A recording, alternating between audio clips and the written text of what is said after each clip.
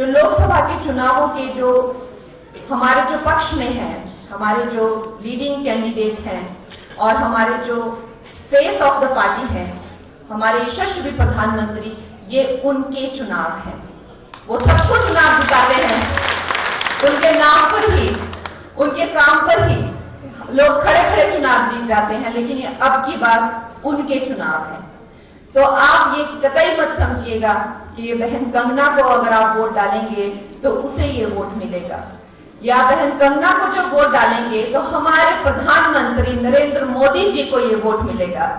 तो आपने किसी तरह की कोई कमी हमारे क्षेत्र से नहीं होनी चाहिए। मैं ये समझती हूं कि फिल्म इंडस्ट्री में मैंने कुछ काम किए हैं जिनके कारण मुझे समृद्धि मिली है, जिनके कारण मुझे पूरे समाज में, पूरे विश्व में नाम मिला है, सम्मान मिला है। लेकिन दोस्तों, इसका मतलब ये नहीं है कि मुझे जनता के वोट भी मिल जाएंगे। मैं ये नहीं समझती कि मैंने ऐसा कुछ भी अभी तक किया है कि मुझे जनता अपना प्रतिनिधि चुने। ये मेरे जो भाई हैं यहाँ पर, जो आप कार्यकर्ता हैं, जो सब कार्यकर्ता, सब कर्मचारी जो कई दशकों से इस काम में लगे हैं, ये उन्हीं के अच्छे कर्म हैं, ये उन्हीं का प्रयास होगा, ये उन्हीं का सहयोग होगा और उन्हीं की कड़ी मेहनत होगी अगर मैं एक प्रत्याशी से लोकसभा की MP, मेंबर ऑफ पार्लियामेंट बन जाती हूँ। तो मैं ये अवश्य समझती हूँ कि हमारी जो पार्टी है, जैसे हमारे पार्टी के शीर्ष नेतृत्व भी कहते हैं कि हमारी पार्टी में पार्टी को लीडर्स नहीं जिताते हैं, इनको जो है कार्यकर्ता जिताते हैं।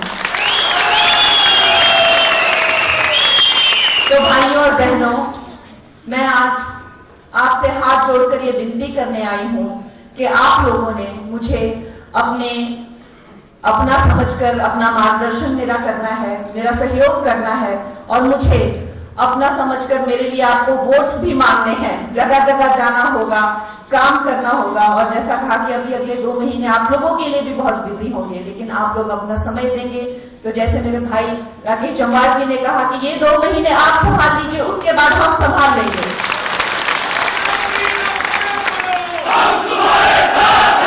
दोस्तों, आज मेरे बहुत युवा दोस्त आज यहाँ आए हैं।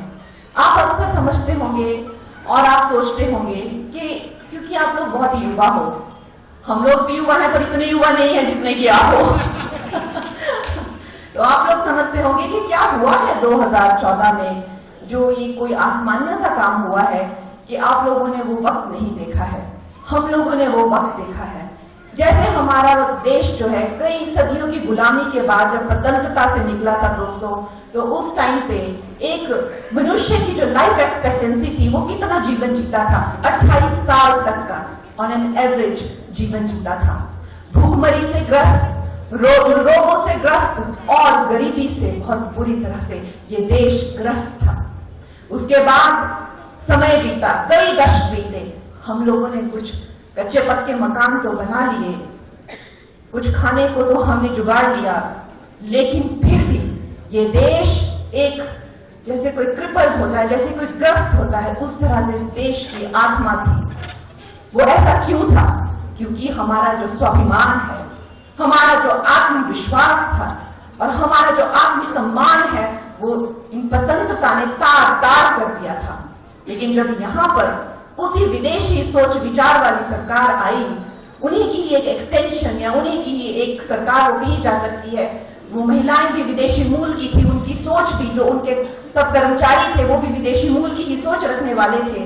उन्होंने हमारे आत्मसम्मान को झंझोड़ के रख दिया, ऐसा कर दिया कि भारतीय होना या भारतीयता की बात करना, अपने धर्म की, अपने संस्कार, अपने संस्कृति की बात करना एक शर्मिंदगी से भी बदतर होता था। लेकिन इस बात पर हमारे प्रधानमंत्री ने लाल किला से बोला और उन्होंने इस मानसिकता को, जो कि हमारे जो चेतना शक्ति है उस पर एक घाव की तरह है, उन्होंने इसे एक नाम दिया। उन्होंने कहा गुलामी का चिन्ह, और उन्होंने हर एक भारतीय को कहा कि इस गुलामी के चिन्ह से हमें उभरना है।